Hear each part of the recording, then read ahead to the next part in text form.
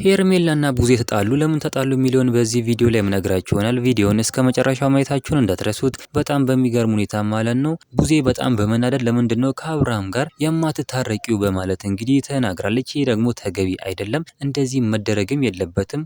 ቡዜ ትክክል አደረገች ብዬ አላምንም። ለምን ብትሉ እሷ ተንኮል ነው። በቃ ቡዜ አብርሃም የፈለገ ነገር ያድርግ፣ አብርሃም ያጥፋም አብርሃም አያጥፋም፣ በቃ ጥሩ ነገር ያድርግም ያልማም ያጥፋም ማለት ነው አብርሃም ሁሉ ጊዜ ለሷ ትክክል ነው። በቃ እሷ የምታግዘው ቡዜ ማለት ነው አብርሃም ሁሉ ጊዜ ማለት ነው። አብርሃም ሴቶች ላይ እንደዚህ ሲጫወት፣ አብርሃም ሴቶችን እንደዚህ ሲጎዳ፣ አብርሃም እንደዚህ ሲያደርጋቸው እሷ ግን ሁሉ ጊዜ የምቆሙለት ለአብርሃም ነው ማለት ነው። የፈለገ ነገር ቢያደርግ ይሄ ደግሞ ተገቢ አይደለም። እቺ ጸጉረ ጨበሬ እንደዚህ ማድረግ የለባትም። እውነት ለመናገር ከሆነ በጣም የሚደብር ነገር ነው። አብርሃም በትክክልም አላደረገም። ነገር ግን እሷ ሄርሜላና ሩታን ነው እዚህ ጋር የምትወነጅላቸው ማለት ነው። ስለዚህ ሄርሜላ ይቅርታ ማለት አለብሽ፣ ከአብርሃም ጋር መኖር አለብሽ።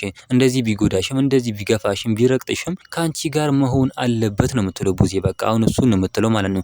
ከአፏ እንደዚህ አላወጣችም እንጂ እሱን የፈለገችው። በጣም ነው የሚደብረው ይሄ ነገር ደግሞ። እኛ ደግሞ ሩተኛ እንቁ፣ እኛ ጀግና ተከብራን ተወዳ ትኖሩ ለን እንፈልጋለን። ሩተኛ እንቁ በጣም ነው የምንወድሽ፣ በጣም ነው የምናከብርሽ ያላችሁ እናንተም ኮሜንት ላይ መጻፋችሁ እንዳትረሱ።